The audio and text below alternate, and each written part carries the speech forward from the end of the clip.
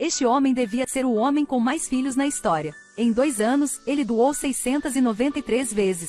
Seus 533 filhos estão em todo o Canadá. Com tantas crianças assim, mesmo que quisesse tirar fotos de família, foi muito difícil encaixar tudo na moldura da imagem. Esta é uma comédia do Canadá, chamada Starbuck. David era um homem de 42 anos que costumava entregar carne na mercearia para ajudar seu pai. Ele não só pediu um monte de dinheiro emprestado a juros, mas também considerado inútil por sua namorada que estava grávida. Ela achava que ele estava sem responsabilidade e queria terminar com ele. Ele atingiu a meia-idade, mas ainda não podia conseguir nada. Podia-se dizer que ele é um perdedor. Coisas ruins continuaram vindo. Não demorou muito para que o advogado do banco de esperma chegasse. Acontecia que quando ele fosse jovem, ele não tinha dinheiro. Então ele usou o nome falso Starbuck para doar esperma por 693 vezes. Por estar com boa saúde, seu esperma também foi extremamente saudável. Dentro de alguns anos concebeu e deu à luz 533 crianças. Entre eles havia 148 que queriam saber a identidade de seu pai. Então ele autorizou um advogado a processar para descobrir a identidade de seu pai. Isso deixou David extremamente confuso. Não é incomum saber de repente que seu filho não é seu, mas de repente ser pai de 533 filhos. Quem pode aceitar isso? Ele confiava ao seu amigo advogado, para que ele se ajudasse como advogado a se defender em tribunal. Ele já tinha as informações dessas crianças. Por curiosidade, escolheu um conjunto de perfis para verificar. Acontecia que essa criança fosse um jogador de futebol muito famoso. Isso o deixou extremamente feliz, convidando o advogado para assistir com ele. O que aconteceu da primeira vez, haveria uma segunda vez, continuava a desenhar aleatoriamente um conjunto de documentos.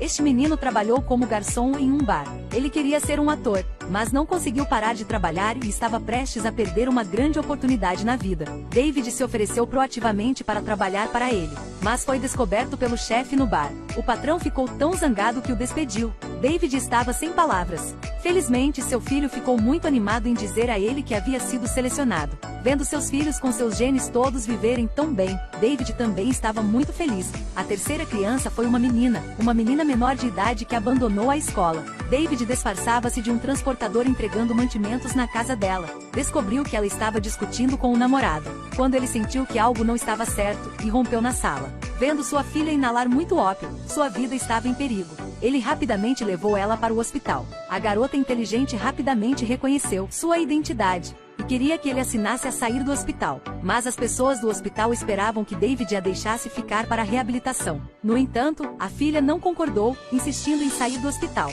Também jurou para ele que definitivamente deixaria o vício. Com o coração partido a pedido da filha, David concordou. Ele levou a filha para casa, ela o abraçou muito tempo. Poder ajudar os outros, David estava extremamente feliz, especialmente estes eram todos seus filhos. Colou todos os documentos na parede, escolhendo aleatoriamente uma pessoa todos os dias. Seus filhos eram principalmente meninos e meninas bonitos. Fizeram diferentes profissões: técnico de natação, repórter, cantor, manicure, etc. Podia ser considerado qualquer profissão. David escondeu sua verdadeira identidade e silenciosamente cuida deles.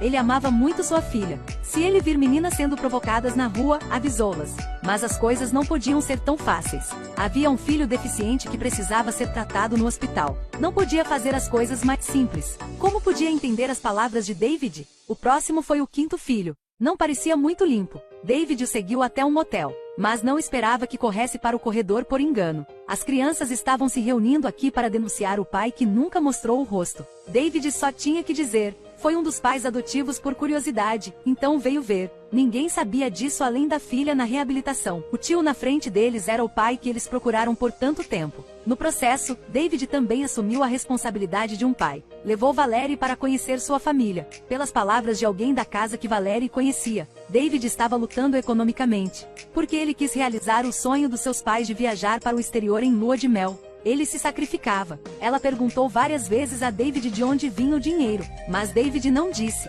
Ele ainda veio ver os filhos, nadou no lago, jogou futebol, fez churrasco, cantou. Gradualmente construiu um relacionamento próximo com as crianças. Mas a advogada disse a David: a história de Starbuck estava no jornal, e sugeriu que aproveitasse a oportunidade para contra-atacar, usando a acusação de difamação e invasão de privacidade de outras pessoas. Veio relatar o banco de esperma e as crianças. Isso podia não apenas ocultar sua identidade, mas também gerar muito dinheiro. Mas David discordou. Ele não queria mais se esconder, queria tornar a verdade pública. A advogada avisou que isso não o beneficiaria. Disse-lhe para sair e ver o que as pessoas diziam sobre ele. David subiu a rua e descobriu que todos os jornais estavam criticando ele. Declaração condenando a Starbucks, dizendo que ele não deveria ter tantos filhos.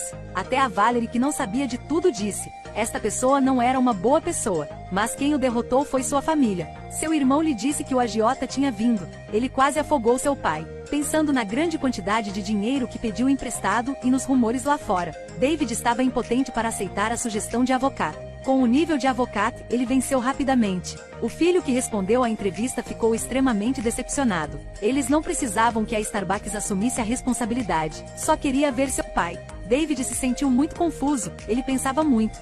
Finalmente disse a verdade para seu pai. Inesperadamente, seu pai não só não o repreendeu, mas também deu suas economias a ele para pagar dívidas. Com o apoio do pai, David reuniu coragem para enviar e-mail para todos os seus filhos. O conteúdo tinha apenas 2 linhas: sou David e sou Starbuck. Ele queria contar a verdade a Valerie, mas não esperava que ela estava no hospital prestes a dar à luz. Chegando ao hospital, a adorável recém-nascida estava dormindo. Ele ficava acordado o dia e a noite para cuidar da mãe e da filha. Só até a enfermeira disse que alguém estavam procurando por ele. Descobriu que 533 crianças estavam esperando por ele do lado de fora. Ao ouvir a notícia do nascimento de um irmão, todos se abraçaram, abraçando David. Ele também declarou oficialmente: bem, eu sou o pai das crianças. No final do filme, David retornou ao quarto do hospital, contou tudo a Valerie e a pediu em casamento.